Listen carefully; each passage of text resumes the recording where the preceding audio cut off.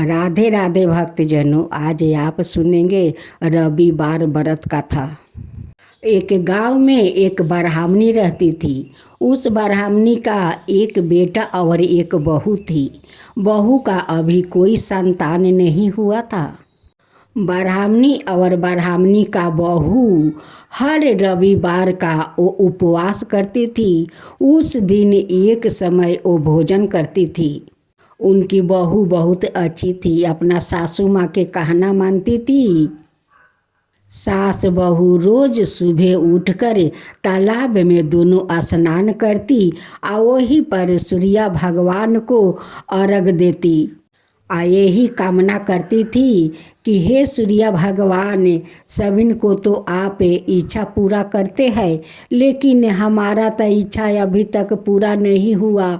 हम अभी तक माँ नहीं बना। हे सूर्य देव, मुझे माँ बना दीजिए। सासू माँ भी यही कामना करती थी कि हे सूर्य देव, मुझे दादी बना दीजिए, मुझे एक पोता या पोती दे दीजिए, एक ही संतान दे दीजिए। आपसे मैं कुछ नहीं मांगती हूँ, बस एक पोता या पोती मुझे दे दीजिए, मुझे दादी बना दीजिए। हे सूर्य देव, मेरे बहू को माँ बना दीजिए। ब्राह्मणी गरीब थी, जो रूखा सूखा मिलता उसी से वो लोग गुजारा करते थे। देखते देखते 5 बरस बीत गया, फिर भी बहू माँ नहीं बनी। एक दिन की बात है, सासू माँ गांव में चली गई और बहू दरवाजे तर बैठकर रो रही थी। उसी समय सूर्य भगवान एक साधु का रूप धारण करते हुए उस बहू के पास आते हैं और कहते हैं कि बेटी, तू क्यों रो रही है? क्या बात है कि तू रो रही है? बहू कहती है कि बाबा, मैं रोऊँ ना तो क्या करूँ, 5 साल हो गया, आज तक मैं माँ नहीं बना बाबा, माँ नहीं बना, इसलिए तो मैं दुखी हूँ, आँख से आंसू बहा रही हूँ। भेष रूपी सूर्य भगवान कहते हैं कि बेटी, तू भगवान पर भरोसा रख, जरूर भगवान तेरा आशा पूरा करेंगे। कहती है कि बाबा, 5 साल से तो सूर्य भगवान को सेवा करती हूँ, उनकी पूजा करती हूँ, फिर भी सूर्य भगवान आज तक हम पर प्रसन्न नहीं हुआ और नहीं मुझे माँ बनाए। फिर साधु कहते हैं कि बेटी, तू भरोसा रख, तू धैर्य रख, जरूर सूर्य भगवान तुझ पर दया करेंगे। देख बेटी, भगवान तो परीक्षा लेते हैं कि देखते हैं कि मेरे भक्त मेरे परीक्षा में खरे उतरते हैं या परीक्षा से हार मान जाते हैं। वो भी परीक्षा लेते हैं। लगता है तेरा परीक्षा अब खत्म होने वाला है। बहू कहती है कि बाबा, पता नहीं कि परीक्षा खत्म हुआ है या नहीं। फिर सूर्य भगवान कहते हैं कि बेटी देख, किसी को जल्दी भगवान प्रसन्न हो जाते हैं और किसी पर देरी से प्रसन्न होते हैं। लेकिन बहू ये भी नहीं जानती है कि वो जिससे बात कर रही है और जो उसे समझा रहे हैं वही तो साक्षात सूर्य भगवान है। सूर्य भगवान कहते हैं कि बेटी, मेरे पास एक फल है जो मंदिर में पूजा हुआ था तो वो लोग मुझे दिया था, उस फल को तुम सेवन करोगी? बहू कहती है कि बाबा, अगर आप श्रद्धा से देते हैं तो मैं क्यों नहीं भोजन करूंगी, जरूर उस फल को भोजन करूंगी। सूर्य भगवान उनकी हाथ में फल दे देते हैं और वो लेकर बड़े श्रद्धे भक्ति से वो माथे में लगा कर और उस फल को खा लेती है।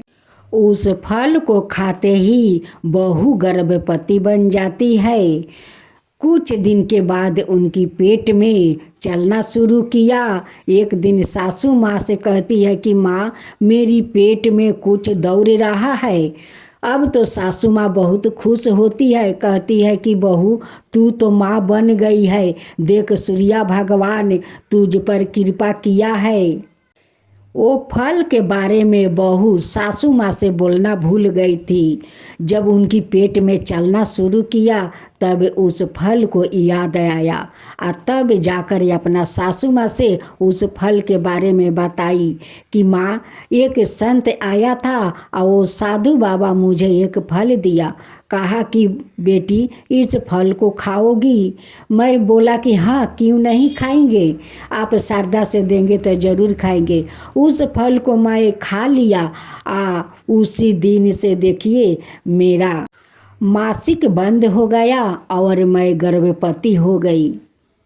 सासू माँ सुनकर बहुत खुश हो गई और कहने लगी कि बेटी, वो कोई साधु नहीं थे, वही साक्षात सूर्य भगवान थे कि हम लोग का 5 बरस परीक्षा लिया और देखो साक्षात आकर अपना हाथ से तुझे फल दिया। आज देखो तुम माँ बन गई हो बेटी। अब तो सूर्य भगवान उन्हें माँ भी बना दिया और उस ब्राह्मणी को गरीबी भी दूर कर दिया। 9 महीना के बाद उनकी बहू जुड़वा संतान को जन्म देती है, एक लड़का और एक लड़की को। उनकी घर में खुशियाँ छा गई। अब तो वो ब्राह्मणी का घर में संतान भी हो गया, धन भी हो गया। सूर्य भगवान ने सब खुशियाँ से भर दिया, संतान से लेकर धन तक। तो बोलो सूर्य भगवान की जय, सूर्य देव की जय।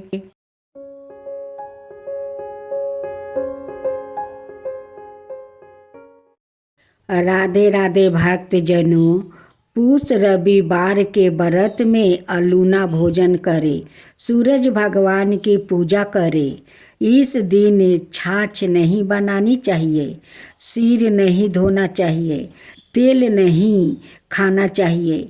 सूरज भगवान की पूजा करके पूस रविवार व्रत कथा कहनी चाहिए, फिर भोजन करना चाहिए। अब कथा सुनते हैं। एक साहूकार था, उसके कोई बच्चा नहीं था। एक दिन वो सुबह के समय घर के बाहर गया तो उसने देखा कि एक किसान खेत में दाना डालने जा रहा था।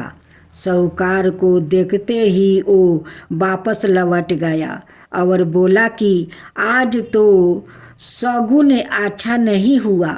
जब साहूकार ने यह सुना तो उसका मुंह उतर गया।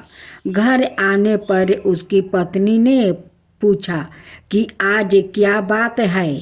साहूकार ने सारी बात बताई तो पत्नी बोली, आज चिड़िया आई तो वो भी बोली बच्चा नहीं है तो दाना कहाँ से मिलेगा, कहकर उड़ गई। साहूकार को क्रोध आया। उसी दिन से वो सूरज भगवान की आराधना करने लगा। 12 बरस बीत गया। तब सूरज भगवान ने सोचा कि यदि भक्त की पुकार नहीं सुनी तो भगवान को कोई नहीं मानेगा। सूरज भगवान को दया आ गई। प्रकट होकर बोले, साहूकार, तेरे नसीब में बच्चा नहीं है, पर मेरे आशीर्वाद से तेरे घर एक कन्या जन्म लेगी। 9 महीने के बाद उनके घर में एक कन्या ने जन्म लिया। जब नाउन नहलाने आती तो कन्या हंसती मुस्कुराती। कन्या के मुस्कुराने से हीरे मोती गिरते। उन हीरे मोती को नाउन लेकर चली जाती थी। 1.25 महीना बीत गया।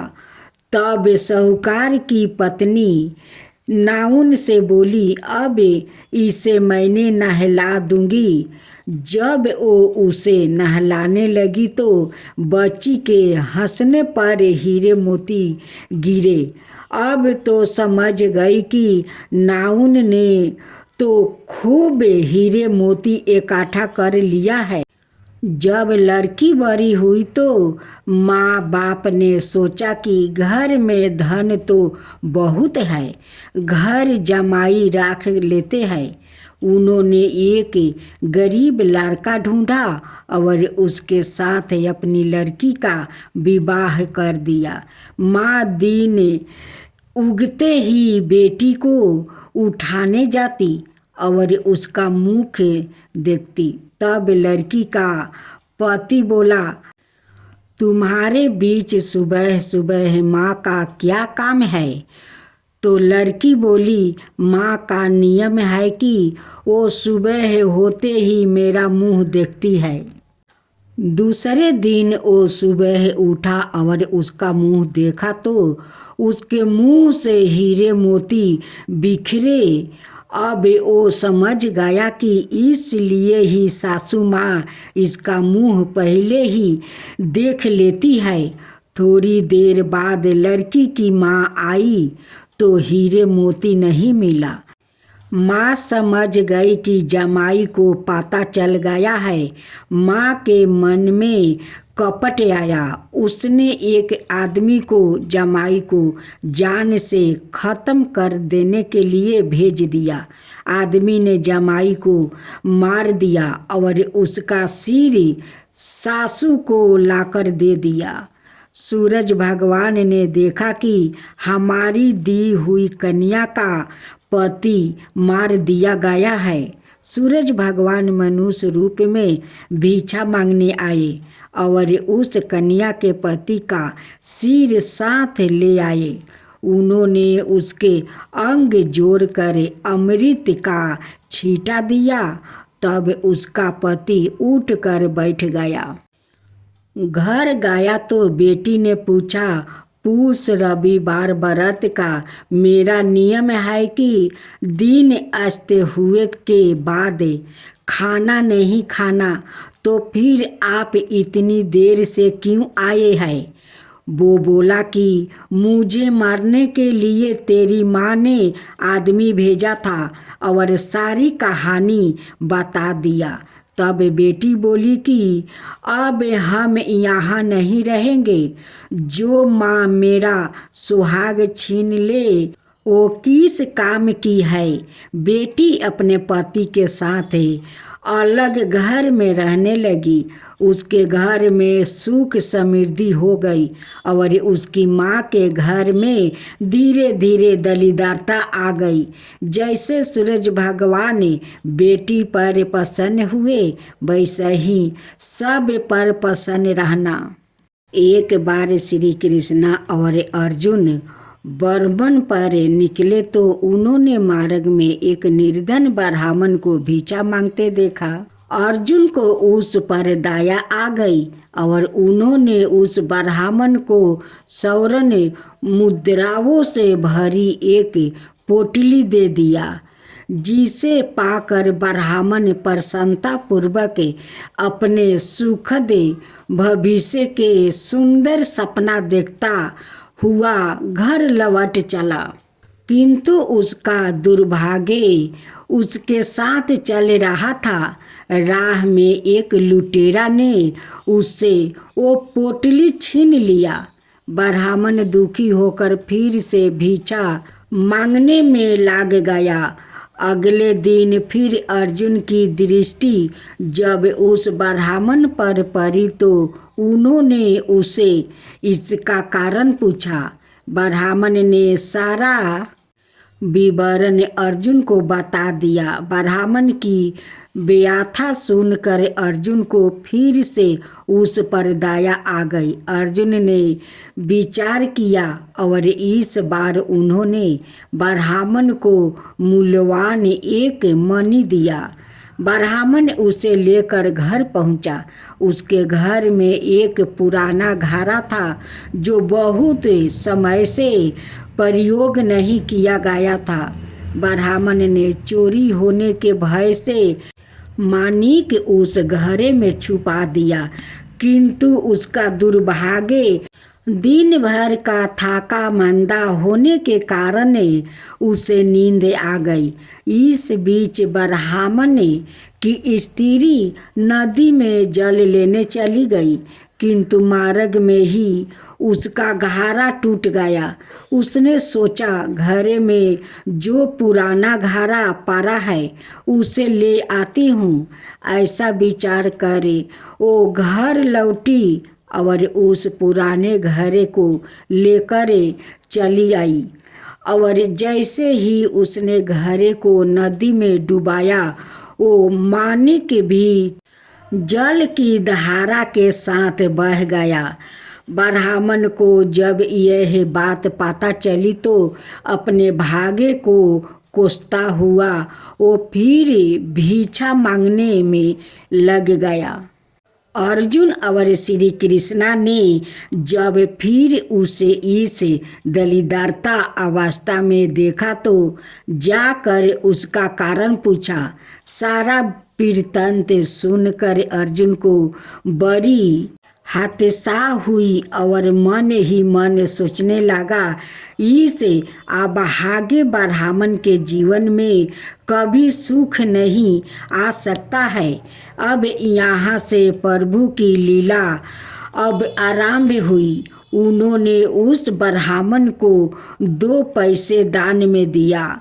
जब अर्जुन ने उसे पूछा, प्रभु मेरी दी मुद्राएं और मानिक भी इस अभागे की दलिद्रता नहीं मिटा सके तो इन 2 पैसे से इसका क्या होगा।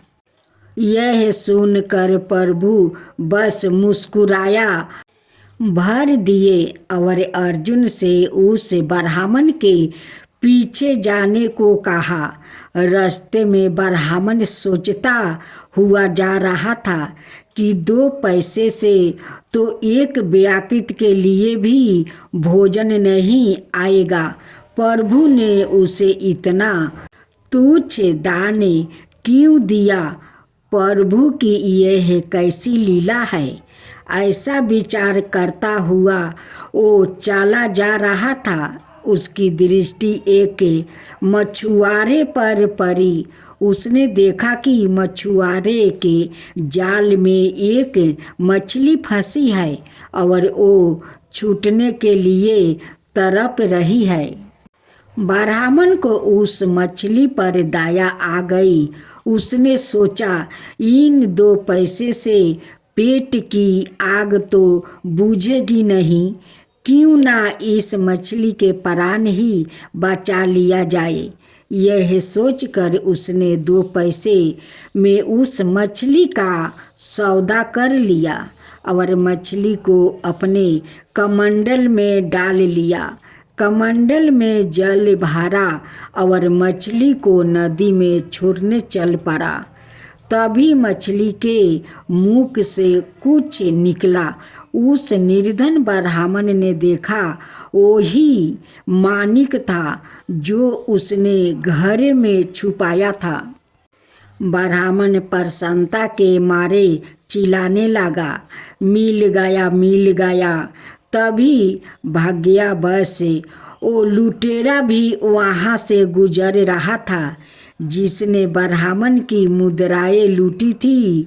उसने ब्राह्मण को चिल्लाते हुए सुने, मिल गया।